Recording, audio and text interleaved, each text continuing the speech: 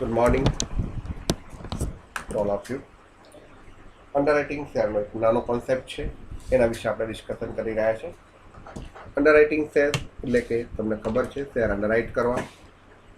કોઈ વ્યક્તિને કંપનીએ બહાર પડેલા શેર સબસ્ક્રાઇબ કરવાની જવાબદારી સોંપ અને એના બદલામાં એને કમિશન આપવું.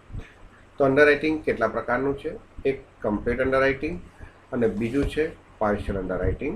તમને બે આપ્યા છે, એક કમ્પ્લીટ અંડરરાઇટિંગ અને પાર્શિયલ અંડરરાઇટિંગ. કમ્પ્લીટ અંડરરાઇટિંગ હોય તો નેટ લાયબિલિટીઝ કેવી રીતના શોધવી, અને પાર્શિયલ અંડરરાઇટિંગ હોય તો જેને આપણે અંડરરાઇટ કરવા માટેની જવાબદારી આપી છે એની નેટ લાયબિલિટીઝ કેવી રીતના શોધવી, આ આપણે આ ટોપિકની અંદર શીખવાનું છે. હવે તમે જેને અંડરરાઇટિંગ કરવા માટે વર્ક સોંપો છો, મીન્સ એને કાર્ય સોંપો છો, તો એના બદલામાં એને કમિશન લેવું પડે. તો એ કમિશન કેટલું? તો MCQમાં આ પૂછી શકાય. તો commission on paid or agreed to be paid does not exceed in the case of share 5% and in the case of debenture does not exceed 2.5%. એટલે કે તમે એ લોકોને જે કમિશન આપવા માંગો છો એ કમિશન એ 5%થી વધવું જોઈએ નહીં શેરના કેસમાં, અને ડિબેન્ચરના કેસમાં 2.5%થી વધવું જોઈએ નહીં. અચ્છા, આ 5% અને 2% શેના આપવાના છે? તો કે of the price at which the shares are issued or the amount or the rate authorized by article. That means જે કિંમતે તમે શેર ઇસ્યુ કરો છો તે. હવે એ શેર પ્રીમિયમથી ઇસ્યુ કર્યા હોય તો face value plus premium. Suppose કે તમે 10 રૂપિયાનો શેર 2 રૂપિયાના પ્રીમિયમથી ઇસ્યુ કર્યા હોય તો 12 રૂપિયાના કેટલા ટકા આવે? 5%. તો 5%થી વધવું જોઈએ. આ એનો એક સિમ્પલ લોજિક છે. MCQમાં આ પૂછી શકાય. બીજું, no underwriting commission can be paid even if the issued is privately placed. જો તમે પ્રાઇવેટલી ઇસ્યુ કર્યા હોય તો એનું અંડરરાઇટિંગ કમિશન આપી શકાય નહીં. In other word, underwriting commission is payable only on such share or debenture as are offer to the general public. General પબ્લિકને તમે ઓફર કરેલી હોય એના પર જ આ કમિશન આપવામાં આવે. ડેટ મીન્સ તમે ફર્મ અંડરરાઇટિંગ કર્યું હોય, ડાયરેક્ટલી કોઈ કંપની સાથે સેટિંગ કર્યું હોય અને એને તમે જો શેર કે ડિબેન્ચર ઇસ્યુ કરો તો એના પર કમિશન આપવામાં આવે નહીં. ધ્યાન રાખજો, the low limits the commission in the case of issue of share 5% or lower, અને in the case of debenture 2.5% or such lower rate as provided in the articles. આર્ટિકલ્સમાં પ્રોવાઈડ કર્યું હોય તે, કાં તો 2%, આ બેમાંથી જે ઓછા હોય તે ડિબેન્ચરના કેસમાં, અને આર્ટિકલ્સમાં પ્રોવાઈડ કર્યું હોય તે, અને 5% આ બેમાંથી જે ઓછા હોય તે શેરના કેસમાં. હવે આના એક્ઝામ્પલ કેવી રીતના ગણવાના છે? આના એક્ઝામ્પલ્સ છે, તો આજે આપણે એના એક્ઝામ્પલની એક થોડીક વાત કરી લઈએ. તમારી પાસે પેમ્પલેટ છે, પેમ્પલેટ ઓપન કરવાનું. પેમ્પલેટમાં 3 એક્ઝામ્પલ્સ આપેલા છે. અધરવાઇઝ મેં કોઈની પાસે પેમ્પલેટ ના હોય તો મોબાઈલની અંદર જોઈ શકે છે. એમાં એક્ઝામ્પલ છે, એમાં એક્ઝામ્પલ નંબર ફર્સ્ટ છે, બહુ કોમન એક્ઝામ્પલ છે. એમાં લખ્યું છે ABC limited incorporated on ABC Limited Incorporated on 1st January 2019 issued a prospectus inviting application for 20,000.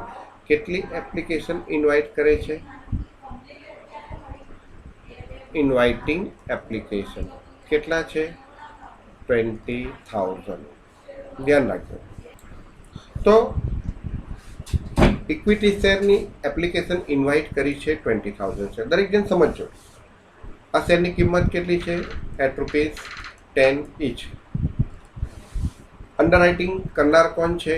3 વ્યક્તિ છે, અમિત, નકુલ અને રામ. હવે તમને શું કીધું છે? The whole issues was fully underwritten by Amit, Nakul and Ram. દરેક જણે કેટલા શેર અંડરરાઇટ કર્યા છે? તો અમિતે 10,000, નકુલે 6,000 એન્ડ રામે 4000 શેર અંડરરાઇટ કરેલા છે. આવું એક્ઝામ્પલમાં તમને ઓલરેડી આપેલું છે. તો એ એમની કઈ શું કહેવાશે? Gross liability. તો statement showing net liability of underwriters. અંડરરાઇટર્સની નેટ લાયબિલિટી શું છે? તો અમિત, નકુલ એન્ડ રામ, દરેક જણ સમજો. તો દરેકની ગ્રોસ લાયબિલિટીઝ કેટલી છે? કેટલા લોકોએ કેટલા સ્વીકાર્યા છે? 20,000 કેવી રીતના? ફુલ્લી અંડરરાઇટિંગ છે, કમ્પ્લીટ અંડરરાઇટિંગ છે, 10,000, 6,000 એન્ડ 4,000. હવે એમાંથી એપ્લિકેશન કેટલી રિસીવડ થઈ? દરેક જણ કોન્સન્ટ્રેટ કરજો. Application received 16,000 share. તમે કેટલા શેર ઇસ્યુ કર્યા છે? ઇન્વાઇટ કરવા માટે કેટલા કીધા છે? 20,000. 16,000 એપ્લિકેશન તમારી આવી છે, એનો મતલબ શું થયો? 4,000 શેરની એપ્લિકેશન આવી નથી. હવે આ 16,000માં અમિતે કેટલા, નકુલે કેટલા અને રામે કેટલા શેર સબસ્ક્રાઇબ કર્યા એ કેવી રીતના ખબર પડશે? તો દરેકનો સિક્કો હશે, એને માર્કડ એપ્લિકેશન કહેવાય. તો દરેકના સિક્કાવાળી એપ્લિકેશનનો મતલબ એવો થયો કહેવાય કે અમિતે એટલા શેર સબસ્ક્રાઇબ કરાવ્યા છે, નકુલે અને રામે પણ પોતપોતાના શેર સબસ્ક્રાઇબ કરાવ્યા છે. તો 16,000 શેરની એપ્લિકેશન રિસીવ કરી છે. તમે પેમ્પલેટમાં જુઓ, પેરેગ્રાફમાં શું લખ્યું છે? અમિત were received for 16,000 share of V. આ 16,000માંથી application were received for 16,000 share. Total 16,000 શેરની એપ્લિકેશન આવી, એમાંથી of which marked application were as follow. Marked application એટલે કે દરેકના સિક્કાવાળી એપ્લિકેશન એમાંથી બાદ કરવાની. એટલે કે એટલા શેર એ લોકોએ પોતાની જાતે પબ્લિક પાસેથી સબસ્ક્રાઇબ કરાયા છે. આપણે એમને 10,000, 6,000 ને 4,000ની જવાબદારી આપી હતી.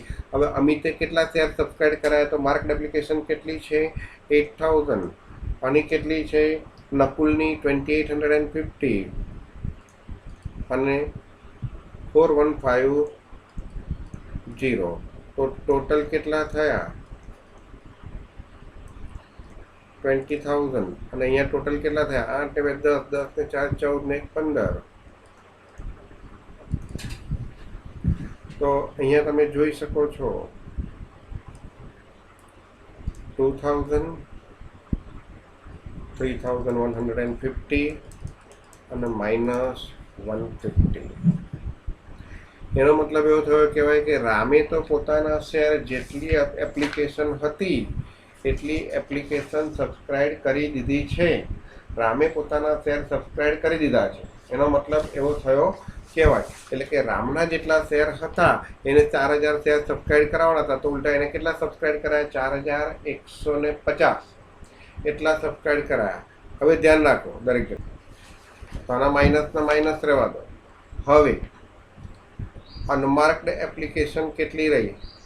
તો અહીંયા કેટલા રહ્યા? હજુ 5,000. તો આ 5,000ને અનમાર્કડ એપ્લિકેશન કહેવાશે. તો આ બાકીની જે છે એ અનમાર્કડ એપ્લિકેશન કહેવાય.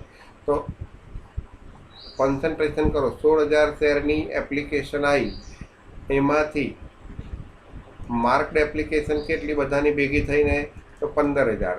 તો એનો મતલબ અનમાર્કડ એપ્લિકેશન કેટલી? 1,000. એનો મતલબ ટોટલ 16,000 શેરનું સબસ્ક્રિપ્શન થયું છે, એમાંથી અમિત, નકુલ અને રામનું કમ્બાઈન કરો તો કેટલું છે? 15,000. 16,000માંથી આ ત્રણનું 15,000. તો બાકીના 1,000 શેરનું સબસ્ક્રિપ્શન કોને કર્યું હશે? કંપનીએ. તો કંપની પોતાના ભાગે જે સબસ્ક્રિપ્શન કરે એટલી રકમ શું કરી દેવાની? ઓછી કરી દેવાની. એટલે કે કંપનીએ એમને કામ સોંપ્યું હતું, એ કામ કોને કર્યું? કંપનીએ. એટલે સ્વાભાવિક છે કંપની જેટલું પોતાના બલબૂદા પર જે શેર સબસ્ક્રાઇબ કરાવશે એટલી એ લોકોની લાયબિલિટીઝ ઘટશે. તો જે અનમાર્કડ એપ્લિકેશન છે, અનમાર્કડ એપ્લિકેશન એ દરેકને એમના ગ્રોસ લાયબિલિટીઝના રેશિયોમાં ડિસ્ટ્રીબ્યુટ કરવામાં આવે. તો distributed in gross liabilities ratio કયો છે? તો 10,000, 6,000 અને 4,000. એટલે 5:4 3:2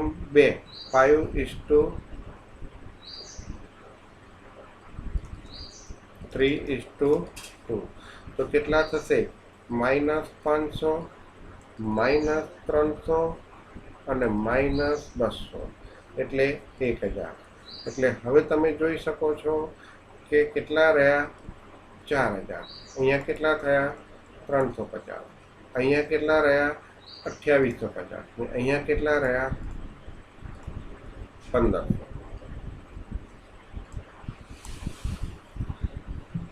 તો આ નેટ લાયબિલિટીઝ કહેવાય. એનો મતલબ અમિતે 1500 શેર ઓછા વેચ્યા છે તો એ અમિત લઈ જશે અને કંપનીને પેમેન્ટ આપી દેશે. નકુલે 2850 શેર ઓછા વેચ્યા છે તો એ નકુલ લઈ જશે અને કંપનીને પેમેન્ટ આપી દેશે. જ્યારે રામે 350 શેર માઇનસ એટલે વધારે વેચ્યા છે, વધારે સબસ્ક્રાઇબ કર્યા છે, વેચ્યા છે, તો રામની નેગેટિવ ઇફેક્ટ પણ આ બેને ડિસ્ટ્રીબ્યુટ કરી દઈશું. કારણ કે કંપનીએ તો આ 3ને કમ્બાઇન રિસ્પોન્સિબિલિટી આપી હતી. એટલે રામથી 350 વધારે શેર એ સબસ્ક્રાઇબ થયા છે તો એ રામનો જે શેર છે એ શેર કોને આપી દઈશું? અમિત અને નકુલને. કયા રેશિયોમાં?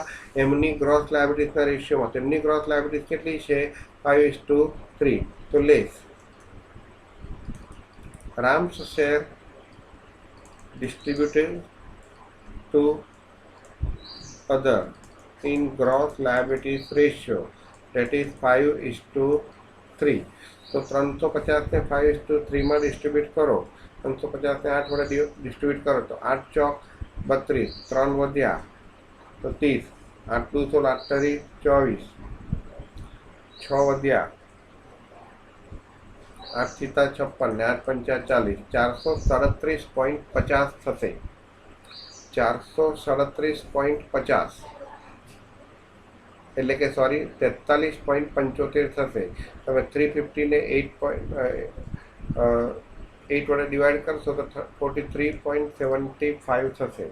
તો હવે 43.75 ઇન્ટુ 5 અને 43.75 ઇન્ટુ 3 એનું કેલ્ક્યુલેશન કરો એટલે ખબર પડે.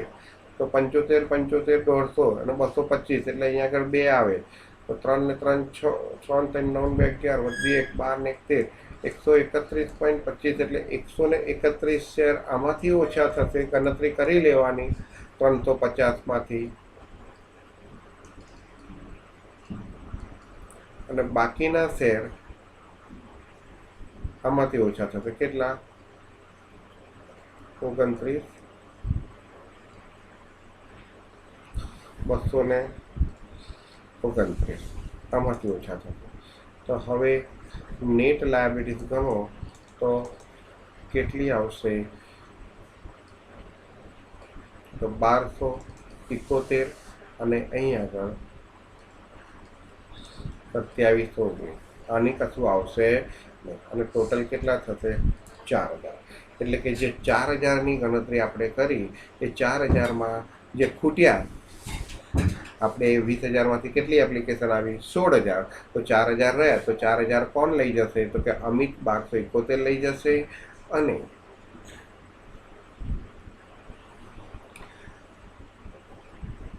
2719 કોણ લઈ જશે? અહીંયા કંઈક મિસ્ટેક હજુ આવે છે, જોઈ લે. આનું મલ્ટિપ્લિકેશન કરજો.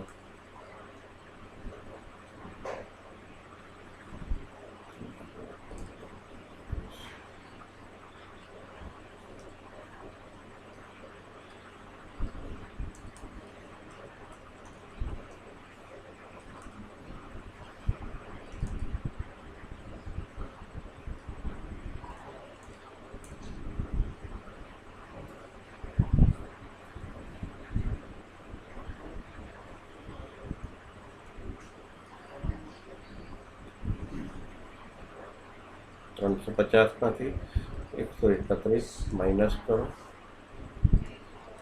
219 આવશે. એટલે અહીંયા આગળ 219 આવશે. ઓકે, એટલે 219 માઇનસ કરો તો કેટલા આવશે? 1281 અને 2719. આ પહેલો એક્ઝામ્પલ. હવે તમે બીજો એક્ઝામ્પલ જુઓ તો તમને ખબર પડે. બીજા એક્ઝામ્પલમાં શું કીધું છે જોઈ લો. બીજો example, Jupiter Limited came up with the public issue of 30,000 30 lakh કેટલા પબ્લિક ઇસ્યુ છે?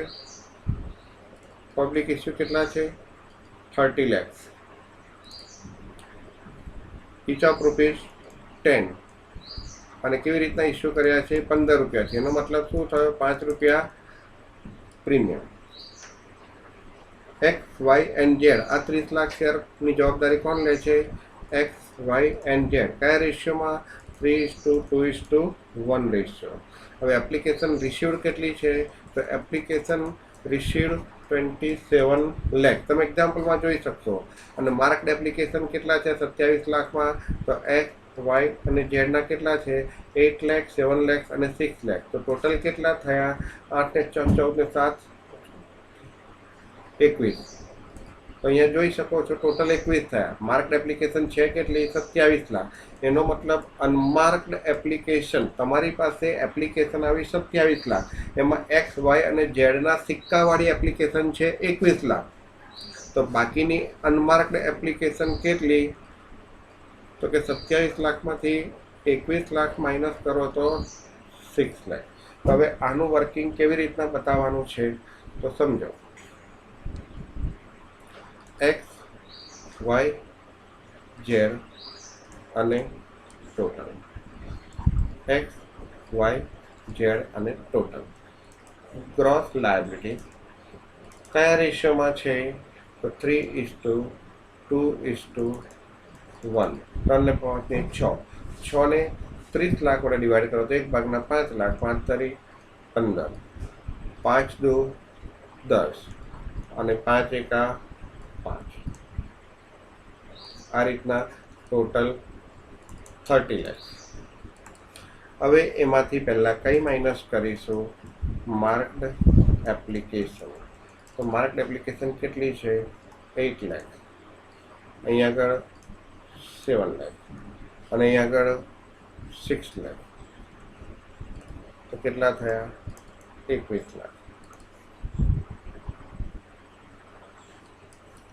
રહ્યા કેટલા? 15માંથી 8 જાય તો 7 લાખ. અહીંયા 3 લાખ અને અહીંયા -1 લાખ. એટલે ટોટલ કેટલા રહ્યા? 9 લાખ. હવે શું ડિસ્ટ્રીબ્યુટ કરીશું? અનમાર્કડ એપ્લિકેશન. તો અનમાર્કડ એપ્લિકેશન કેટલી? તો તમારી પાસે એપ્લિકેશન આવેલી છે કેટલી? તો અનમાર્કડ એપ્લિકેશન કેવી રીતના શોધીશું? તો એપ્લિકેશન રિસીવ્ડ કેટલા? તો 27 લાખ. એમાંથી અનમાર્કડ કેટલી? માર્કડ કેટલી? 3 ને 3 ના સિક્કાવાળી? તો કે 21 લાખ. તો અનમાર્કડ કેટલી? 6 લાખ. તો 6 લાખ કયા રેશિયોમાં ડિસ્ટ્રીબ્યુટ કરીશું? આ કંપની રેશિયો. તો ગ્રોસ લાયબિલિટી રેશિયો 3:2:1. તો 3 લાખ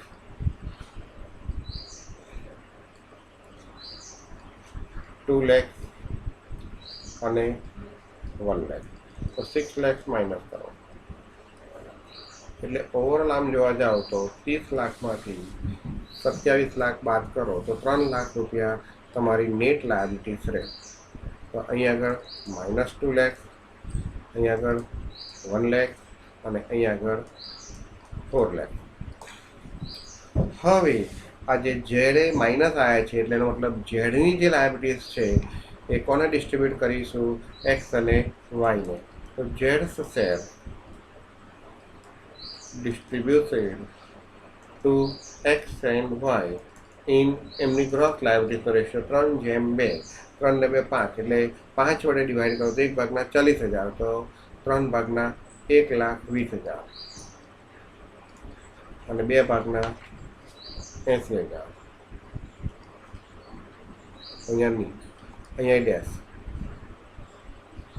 તો હવે જે આવશે એ નેટ લાયબિલિટીઝ કેટલી આવશે? 2,80,000. અહીંયા કેટલા આવશે? 20,000. અને અહીંયા નેટ લાયબિલિટીઝ કોઈ રહેતી નથી.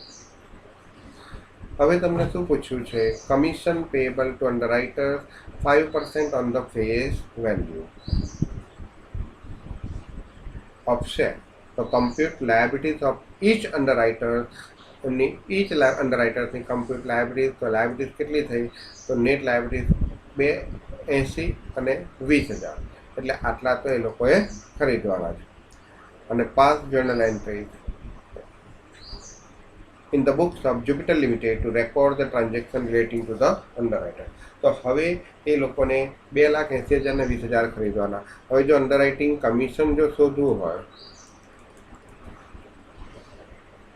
તો એક્સનું અંડરરાઇટિંગ કમિશન કેટલું, વાયનું કેટલું અને ઝેડનું કેટલું. તો એ લોકોએ સપોઝ કે એક્સને 15 લાખ શેરની એપ્લિકેશન ને અંડરરાઇટિંગ આપ્યું હતું અને 10 લાખની અને 5 લાખની, તો દરેકે પોતપોતાની જવાબદારી તો નિભાવી. જે ખૂટતા હતા એ લોકો લઈ ગયા, એટલે એ લોકોએ તો 15 લાખ શેરની એપ્લિકેશનની જવાબદારી નિભાવી. તો 15 લાખ શેર એ લોકોએ પબ્લિક પાસેથી આપણને સબસ્ક્રાઇબ કરાવી આપ્યા, એકના 15 રૂપિયા, એટલે કેટલા થયા? 2,25,00,000 અને 10 લાખ કેટલા? 15 રૂપિયા લેખે 1,50,00,000 અને 5 લાખ શેર સબસ્ક્રાઇબ કરાવી આપ્યા 15 રૂપિયા લેખે, કેટલા? 75 લાખ. હવે આના 5% કમિશન. શેરમાં મેક્સિમમ 5% હોય, એનાથી વધારે ના હોય. તો 5% લેખે કમિશન તમારે કેલ્સીથી ગણી નાખવાનું. 2,25,00,000 એના 10% કેટલા થાય? 22,50,000. 22,50,000 5% એટલે કેટલા થાય? 11,25,000 રૂપિયા. આનો 1 કરોડ ને 50 લાખ, એના 10% લેખે કેટલા થાય? 15 લાખ. એના 10% લેખે કેટલા થાય? 15 લાખ. 15 લાખના 5% કેટલા થાય? 7,50,000. 75 લાખના 10% 7.5 લાખ. 7.5 લાખના 5% 3,75,000. તો આ દરેકનું કમિશન. તો આ રીતના કંઈક MCQ તમને પૂછી શકો. લાસ્ટ ત્રીજો એક્ઝામ્પલ છે. કે ત્રીજો એક્ઝામ્પલ શું કહેવા માંગે છે? A company issued 10,000 shares of which 75% was underwriting. તો એક્ઝામ્પલ 3માં આપણને કીધું છે કે 10,000 શેર કંપની ઇસ્યુડ કરે છે, એના 75% એને અંડરરાઇટિંગ કર્યું છે. એટલે કેટલા અંડરરાઇટિંગ કર્યા? 7500 શેર. તેમાંથી લખ્યું છે application for 6,000 share were received, out of which 4,800 share marked application. તો આમાંથી 4,800 શેર માર્કડ એપ્લિકેશન છે, એ માઇનસ કરો તો કેટલા આવશે? 75માંથી 4,800 માઇનસ કરો તો 2,700 શેર. એટલે એને 2,700 શેર વેચ્યા નથી, સબસ્ક્રાઇબ કરાયા નથી. તો determine the net liabilities of underwriters. હવે ટોટલ આમ જોવા જાઓ તો તમારી એપ્લિકેશન આવી કેટલી? 6,000. એમાં 4,800 અનમાર્કડ એપ્લિકેશન. તો બાકીની કેટલી? તો કે 1,200. તો 1,200 કઈ એપ્લિકેશન કહેવાય? Marked application. તો જે અનમાર્કડ એપ્લિકેશન છે એ 1,200 માઇનસ કરો તો નેટ લાયબિલિટીઝ કેટલી થઈ ગઈ? 1,500.